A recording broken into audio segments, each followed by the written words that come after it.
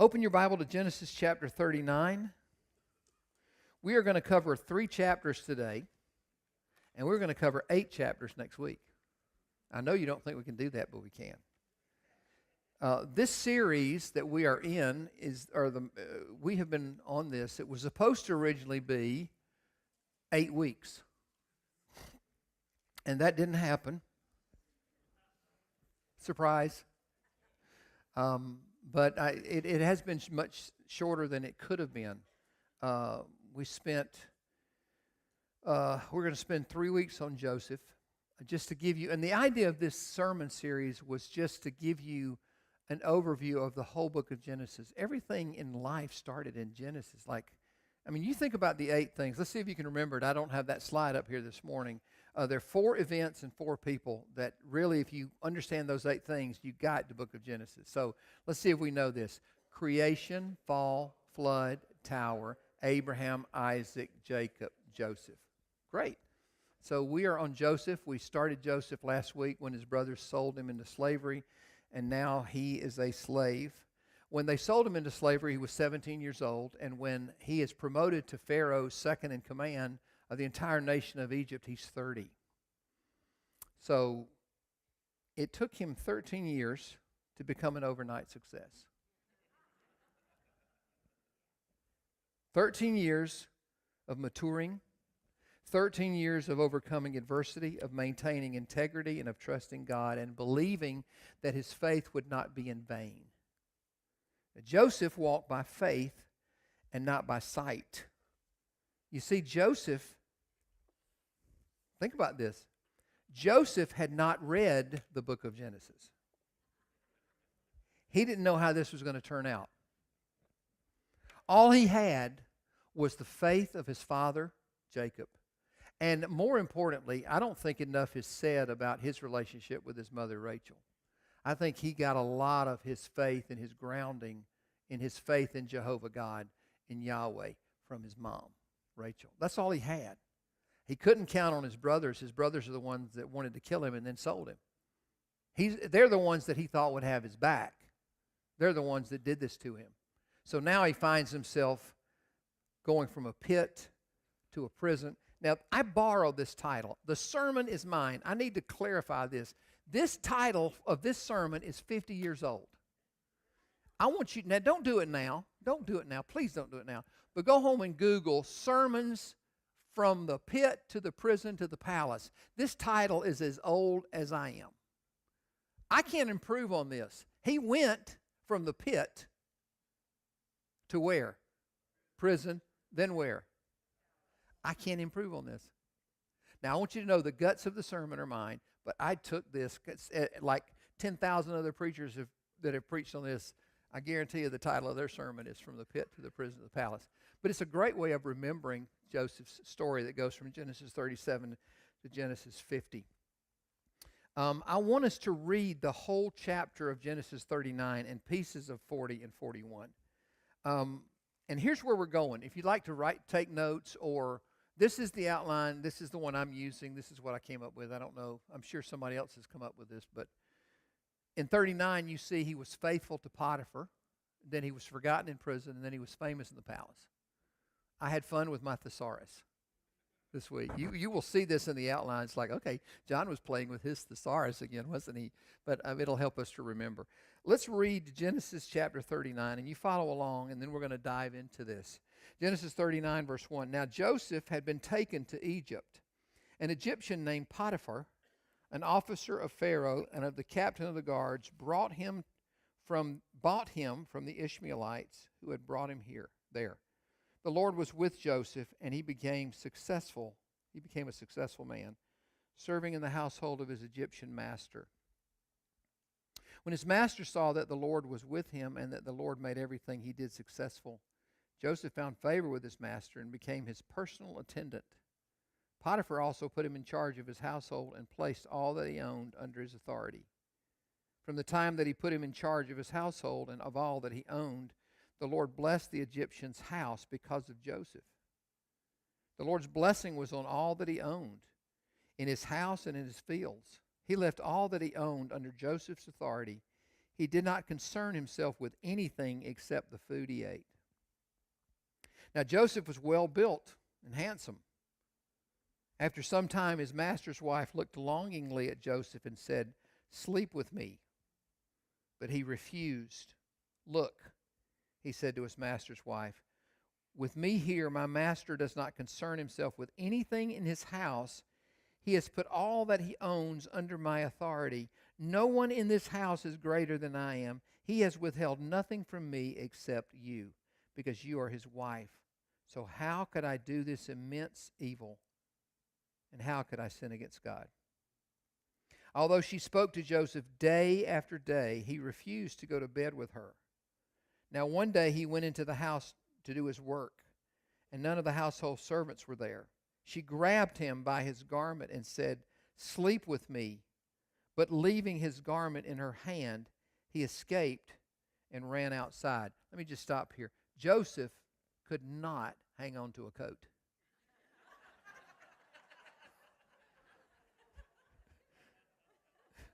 Just saying. Verse 13. When she saw that he had left his garment with her and had run outside, she called her household servants. "Look," she said to them, "my husband brought a Hebrew man to make fools of us. He came to me so he could sleep with me, and I screamed as loud as I could." This is all lies, right? "When he heard me screaming for help, he left his garment beside me and ran outside." She put Joseph's garment beside her until his master came home. Then she told him the same story. "The Hebrew slave you brought to us came to make a fool of me, but when I screamed for help, he left his garment beside me and ran outside." When his master heard the story, his wife told him, "These are the things your slave did to me." He was furious and had him thrown into prison, where the king's prisoners were confined. So Joseph was there in prison. One of the lessons that we can learn, let me just give you an outline. This is like the subpoints of the first point, faithful to Potiphar. One of the lessons we can learn from this section of Scripture is this. Ungodly people, God can use ungodly people to accomplish godly purposes. And sometimes he does. Whether it's a Potiphar, whether it's a Pharaoh, whether it's a Nebuchadnezzar, whether it's a Darius, whether it's a Herod, whether it's our current president or our former president or our current governor or the next governor or a senator or a police officer or whoever. God can use ungodly people to accomplish godly purposes. This woman was ungodly. Hands down, she was and Joseph did not get a trial here. I want you to notice something. I don't know if I did put it up here. See where it says note? 5 times in this chapter, it says in one way or another that the Lord was with Joseph. Let me just quickly hit these. Verse 2, the Lord was with Joseph, he became a successful man. Verse 3, when his master saw that the Lord was with him and all that the Lord made everything he did successful. Verse 5, from the time that he put him in charge of his household and of all he owned, the Lord blessed the Egyptian's house because of Joseph. Verse 21, but the Lord was with Joseph. This is when he's in prison.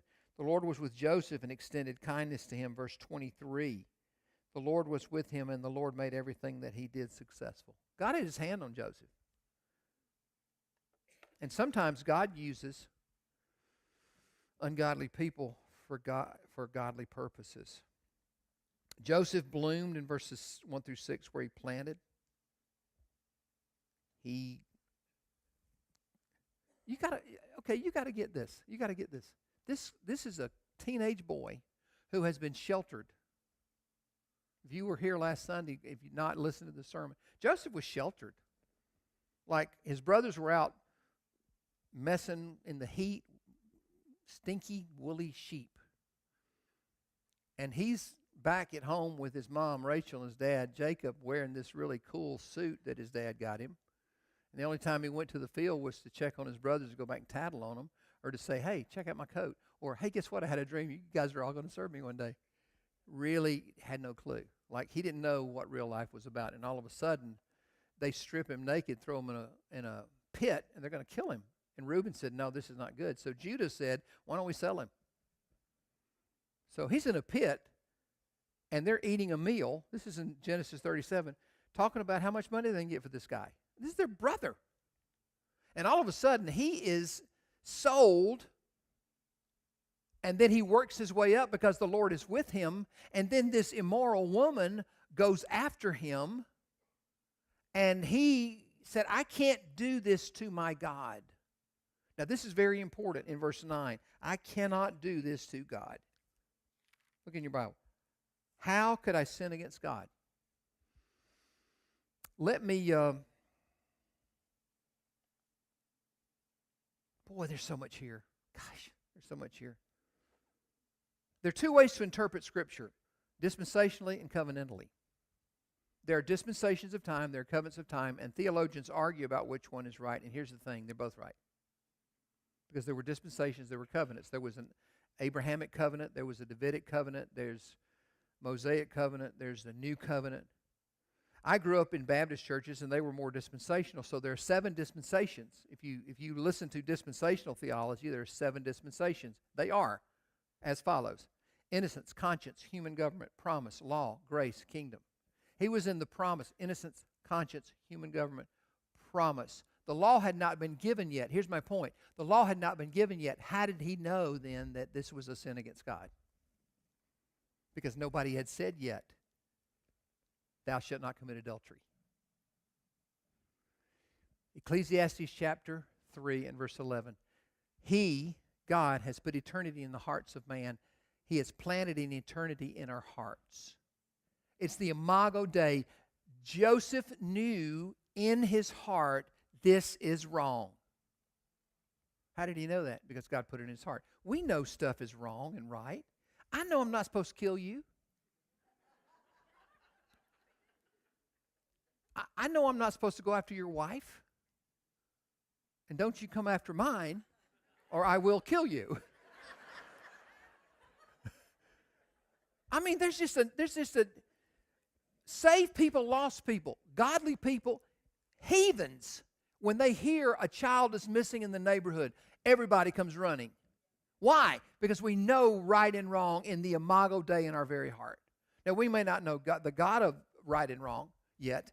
We may not know the 10 Commandments. The 10 Commandments weren't even given yet.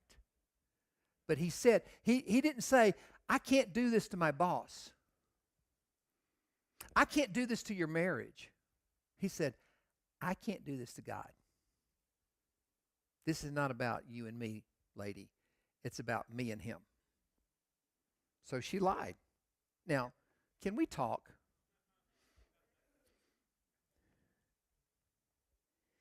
If Potiphar's in heaven, and I doubt it, I would love to have a conversation with him and say, dude, that's in Hebrew. This is probably not the first time your wife's tried to pull something like this. And it wasn't the last one either. So he loses his mind. Instead of saying to Joseph, you know, I got this guy's a really good employee, and he's not giving me any reason to not trust him, and my wife has given me plenty of reasons in the past not to trust her. Why don't I just have a why don't I take him to get a coffee? No, he just grabbed him and threw him in prison. No trial. He did nothing wrong. Wow. So he's in jail. Now, let's look at the second one. We've got to move on here. He's forgotten in prison. He goes to prison. You see, the jailer likes him. Look at the end of chapter 40, or chapter 39. Look at verse 21 to 23. But the Lord was with Joseph and extended kindness to him. He granted him favor with the prison guard. The warden, now, get this picture. They just threw this guy in jail for attempted rape. And he was an immigrant. He wasn't from Egypt. So look at what happens. The Lord blesses him. The warden put all the prisoners who were in the prison under his authority. He's a teenager. He's a teenager accused of rape, and he's a foreigner. So he's in charge of everything in the prison. The warden did not bother with anything under Joseph's authority because the Lord was with him, and the Lord made everything that he did successful. Wow. Can everybody say wow? Wow. That's just not normal. I guarantee you go up to any county jail, go to the federal pen off Confederate, go to any county jail and say, who's in charge of this place? Oh, this guy we just brought in here for attempted rape. He is an illegal immigrant here, and he's a teenager. He's in charge. Really? Oh, yeah. Go ask him. He's in charge of this whole place. The warden's in his office playing video games. Like, this is the guy in charge. Wow. The Lord was with him. So he's in jail. One day, this cupbearer or butler and this baker, they both had a bad dream. And Joseph said, what's wrong with you guys this morning? They go, oh, we had this dream. We both had bad dreams. One of them told him his dream. 3 days this happens, and I don't know what it means. The other one said, the 3 days this happened. Joseph said, okay, God, tell me your dream. I know God can interpret your dreams. So one of them, the butler, dreamed that this vine came out of his hat, and then they made wine, gave it to Pharaoh, and he drank it, and he was happy. The other one made bread, and it did the sticks, and it just didn't work. We don't know what it means. Joseph said, okay, both of you guys are going to get out of here. Hey, butler, cupbearer, you're going to get out of here in 3 days, and you're going to go back and work for Pharaoh. He's going to love you again. Great. The other guy, the baker, says, hey, what about me? Not so good. You're going to get out of here in 3 days, and he's going to hang you by your neck until death. And that happened. Joseph said to the butler or the cupbearer, hey, when you get out of here, and you will, because God told me you will in 3 days, would you tell Pharaoh about me? And maybe I can get a hearing, a new trial. Or how about this, a trial? I didn't even get one of them. Oh, I'll tell him. Hey, I'm on it. He got out. He forgot, which sometimes we do. Let me tell you something about dreams. This is interesting. You see Joseph in the jailer, and he gets favor with God, and then the dreams. The ancients, okay, can we talk again? You ever have dreams, and they're like, I've never had a dream in my life that made, I'm 68 years old, I have never had one dream in my whole life that made a lick of sense. Not one. I've never dreamed about puppies running in the field while babies are giggling. It's always something weird that I wake up and go, oh my word, I have no idea what that meant. Does your spouse ever wake up and she's mad at you about something that happened in a dream?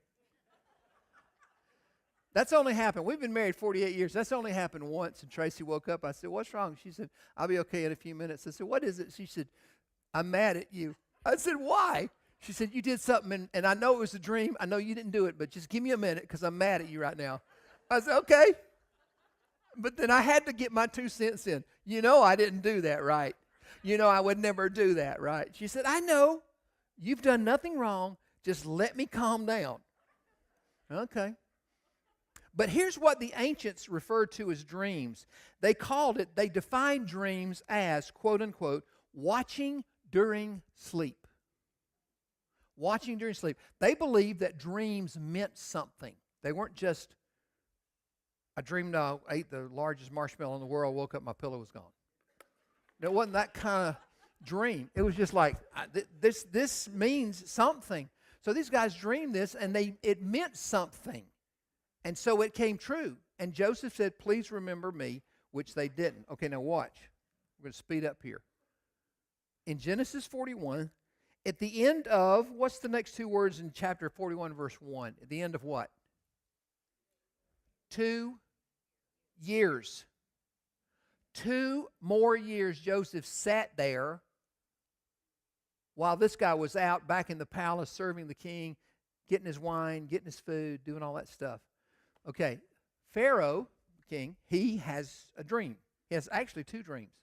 They bothered him. And so he called all of his magicians together and his soothsayers and all the guys, said, here's my dreams. I had this dream, then I had this dream. And none of them could figure it out. And then the butler, the cupbearer, said, oh, Pharaoh, I'm sorry, I forgot about this. There was a guy in prison 2 years ago that interpreted a dream for me, and it came true. Pharaoh says, go get him. So they went, got him, cleaned him up, brought him to Pharaoh. Pharaoh told him his dreams. And Joseph said, okay, here's what the dreams mean. There will be 7 years of plenty in the land of Egypt. Then there will be 7 years of famine. What I think you should do, and again, he is a prisoner. He is a felon. He's been in prison. He is an illegal immigrant. He has no training in government stuff or anything. He's just a jailbird. He's just a prisoner. So Joseph interprets the dream and then says, here's what I think you ought to do. You ought to take a fifth of the crops for the next 7 years, 20% of all the crops in Egypt, and put them in warehouses and stuff. And then when the famine hits, you'll have plenty. And Joseph said, you ought to get somebody to be over this. Pharaoh says, I got a guy. You. Now, I want you to notice something. Look at chapter 41 and verse 14. Pharaoh sent for Joseph, and they quickly brought him from the dungeon. He shaved, changed his clothes, went to Pharaoh. Okay, jump down to verse 37 of Genesis 41. The proposal pleased Pharaoh and all of his servants, and he said to them, can we find anyone like this, a man who has God's Spirit in him? So Pharaoh said to Joseph, since God has made all this known to you, there is no one as discerning and wise as you are. You will be over my house, and all my people will obey your commands. Only I as king will be greater than you. Pharaoh also said to Joseph, see, I am placing over you all the land of Egypt. Pharaoh removed his signet ring from his hand and put it on Joseph's hand, clothed him with fine linen garments, and placed a gold chain around his neck.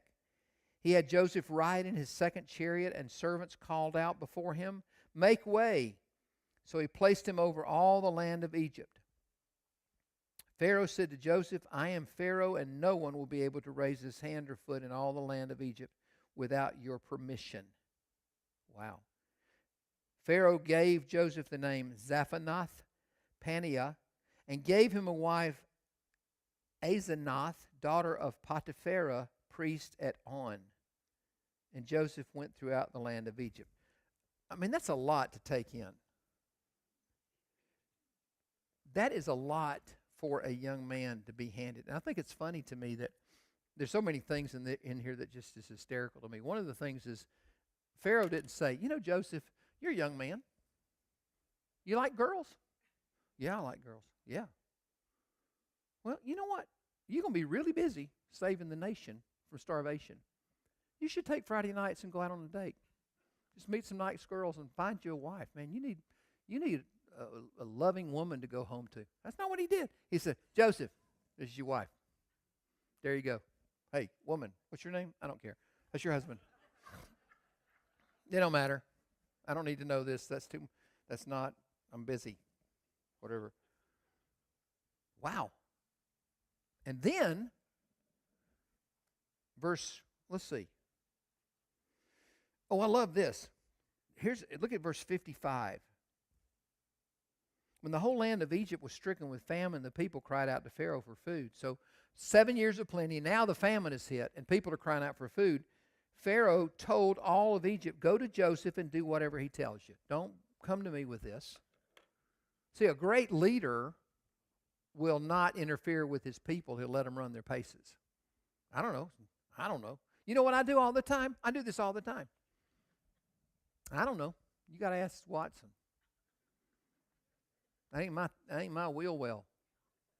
I don't know. Ask Janine.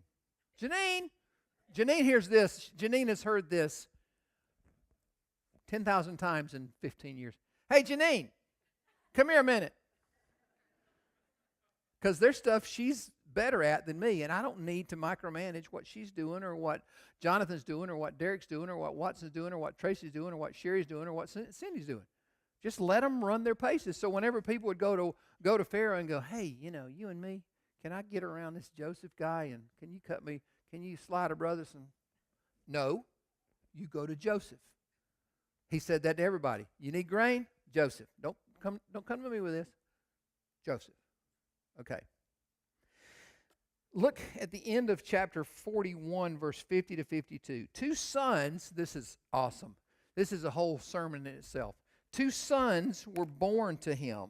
The firstborn, verse 51, is Manasseh, and he named him Manasseh and said, God has made me forget all my hardship and my whole family. And the second son he named Ephraim and said, God has made me fruitful in the land of my affliction.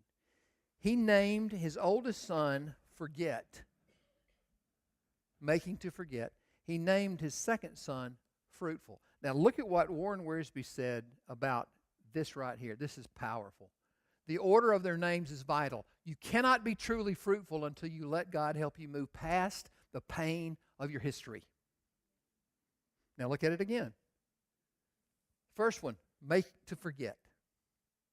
Make to forget what? Make to forget that my brothers tried to kill me. Make to forget that they sold me. Make to forget that some woman lied about me. Make to forget that a butler said he would remember me and then forgot me for 2 years. Yeah, I want to forget that. And I want to be fruitful. And Wiersbe is so right when he says, you're never going to be fruitful in your life until you let God help you move past the pain of your history. Now, I'm glad you're sitting down for this next part, because the next 15 minutes is going to change your life. I'm telling you, this is so cool. I want you to notice the chain of events that had to happen in sequential order for Joseph to go from being in a pit to the second most powerful man on the planet. Now watch this. What had to happen for Joseph to be brought before Pharaoh? Number one, Potiphar's wife had to wrongly accuse Joseph so that Joseph would be in prison, so that the keeper of the prison would like him, so that Joseph would be given free reign of the prison, so that Pharaoh's butler and baker had to be thrown into the same prison at the same time as Joseph, so that Joseph would have to meet them and be present the day both were upset about their dream, so that the butler had to be free, so that the butler had to remember the dream 2 years later, so that the butler had to be present when Pharaoh's dreams were uninterpreted, so that Pharaoh was willing to bring the prisoner to his court and try to interpret his dreams, so that Joseph had to receive the interpretation of Pharaoh's dreams, so that Pharaoh would appoint Joseph as his second in command. Now, look at this. Let me go back. If any one of these things gets out of sequence, this does not happen.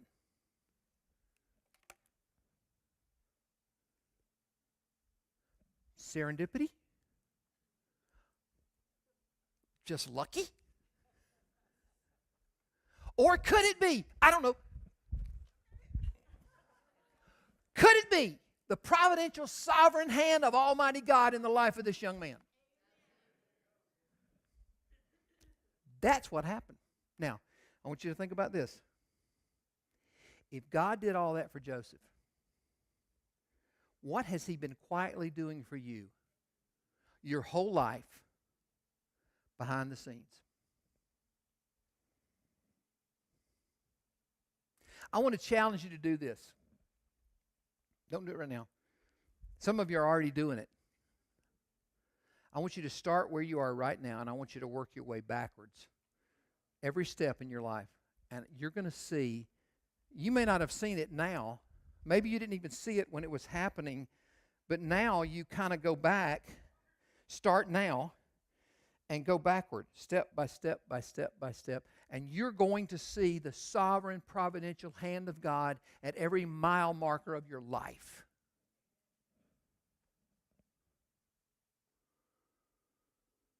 Wow. Let me just give you 4 things to wrap this up. In every circumstance, even in a dungeon, God can be found. Some people in our church are going through dungeons and prisons of their, maybe it's a prison of health. Like they can't catch a break. Health. The doctors can't figure out what's wrong with them. This is just insane. I never feel good. Nobody can figure this out. And it's heart-wrenching. Maybe you're in a prison of, or a dungeon of a broken relationship. I've tried everything I know with my kids. They won't call me back. They don't want a relationship. I don't know what to do. Or maybe some people in here went through a dungeon, a prison of a spouse that left you for no reason. They just walked out. You did nothing wrong. They just don't want to be married anymore. Whatever your prison is, just know this. Whether you're in the pit, the prison, or the palace, God can be found in every circumstance if you'll just look for him. Isaiah 55, seek the Lord while he may be found, call on him while he's near. This is good. You cannot microwave maturity. You cannot microwave maturity. It is easy for God to unlock a prison. He did it in Acts 12. He just thought it. He just spoke it and it happened. But it takes time to build a person. Joseph was not ready at 17 to be the second most powerful man on the planet. He wasn't ready at 25 to be the second most powerful man on the planet. He wasn't ready at 29 and 364 days to be the most powerful man on the planet. God was working. God could have done it in a second, but Joseph wasn't ready. He wasn't mature enough. He wasn't there. This is really good. In time, you may find that the worst thing to happen to you turned out to be the best thing to happen to you.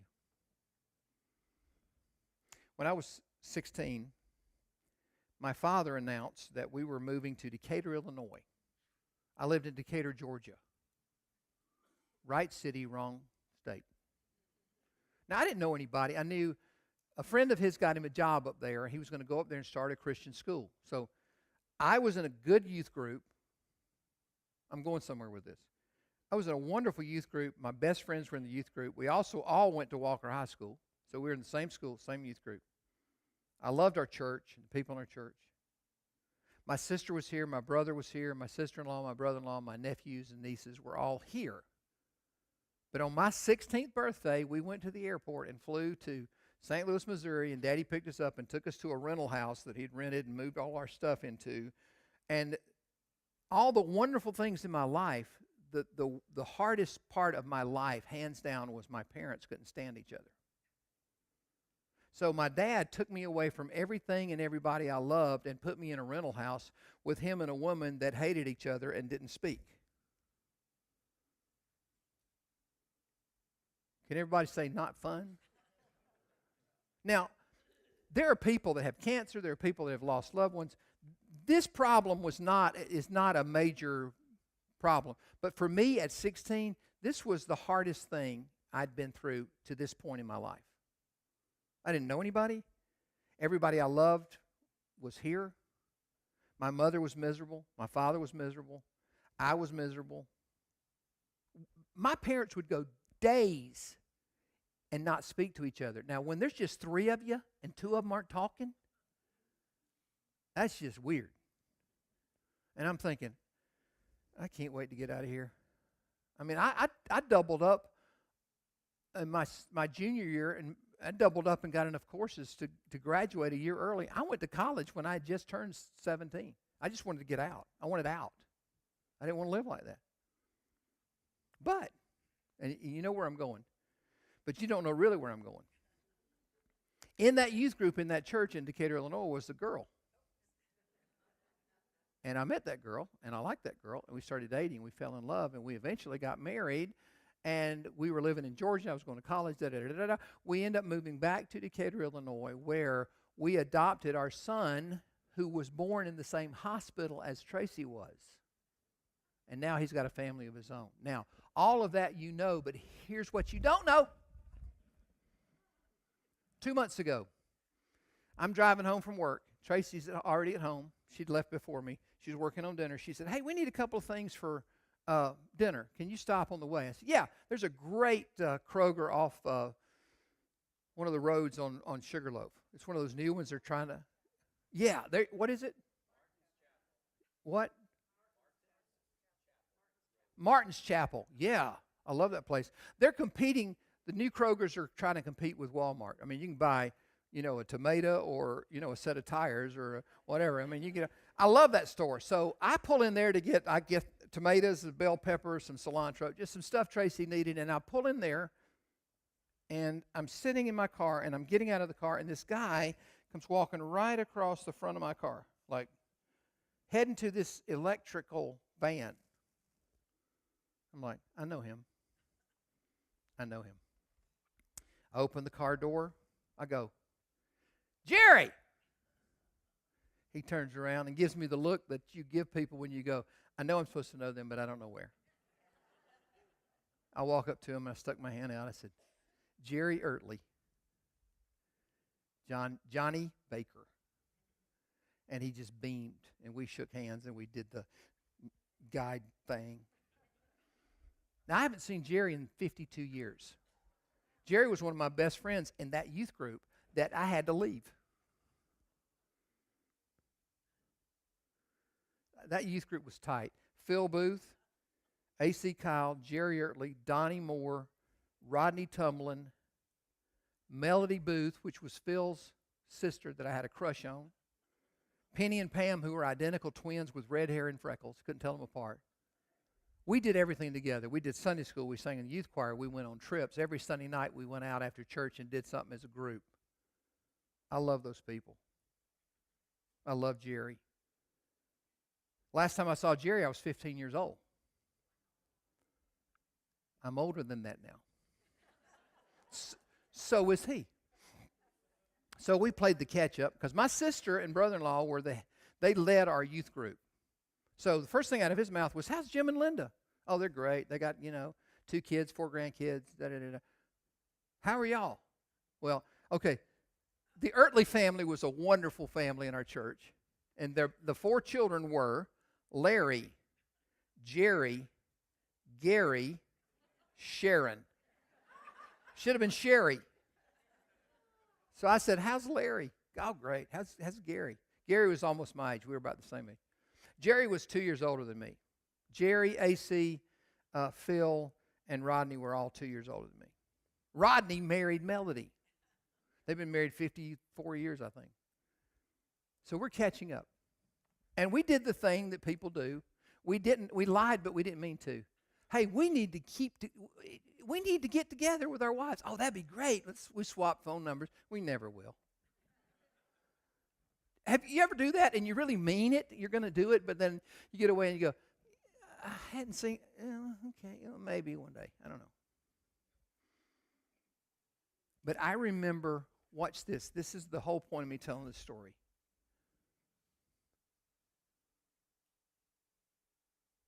I forgot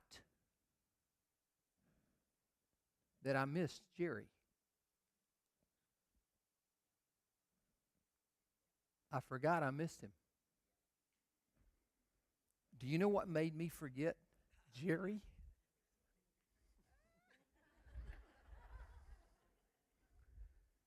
Now, Jerry's a great guy. He owns his own electrical company, and now he said, yeah, I just kind of ride around in the van now. My boys are running the company. They let me do stuff.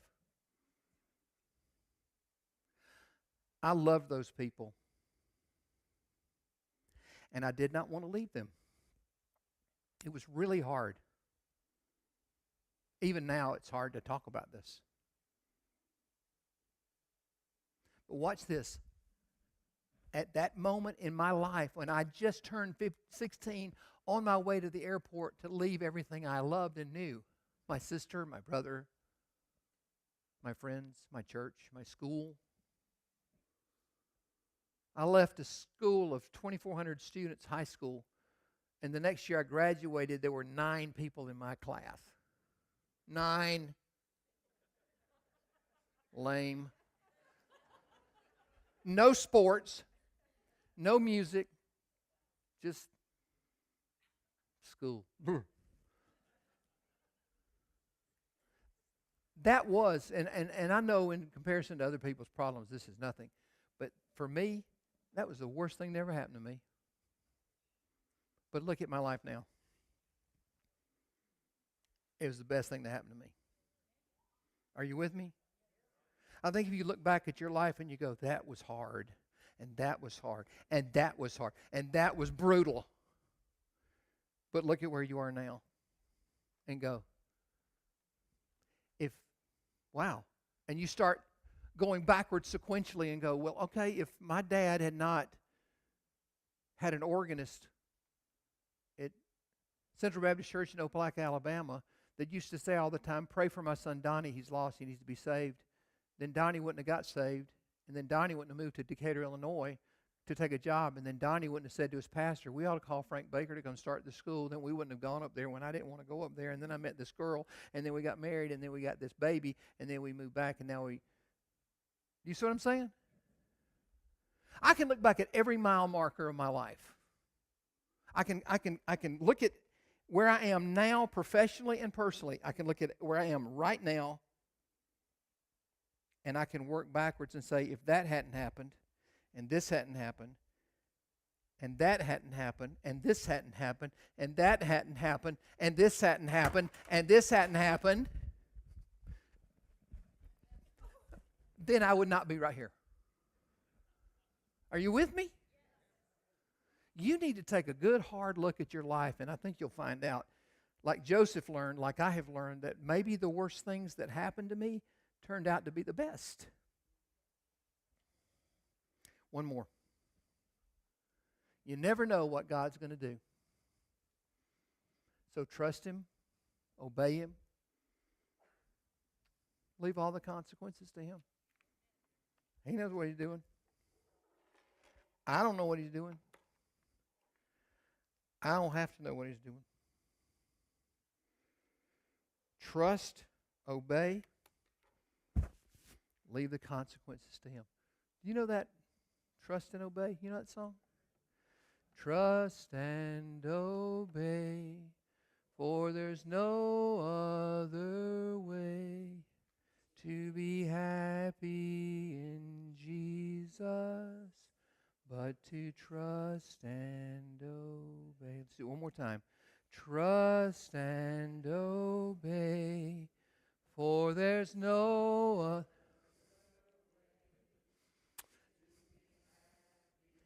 In Jesus, but to trust and obey. Father, thank you for Joseph. What an amazing man. Forced to grow up really hard, really fast. Lied about. Judged unfairly. Hated by his own family. And yet you used him to save the nation of Egypt and to eventually save the lives of his own dad and brothers and their families from starvation. And what he said to his brothers in Genesis 50 is true. Verse 20, you meant it for evil, but God meant it for good. And the worst things in my life turned out to be the best. We praise you for those hard things that made us what we are now, that brought us where we are now. And we thank you. We thank you for all the good stuff you do. But Lord, this morning we are reminded, and I want to thank you for the hard ones. The things that were really hard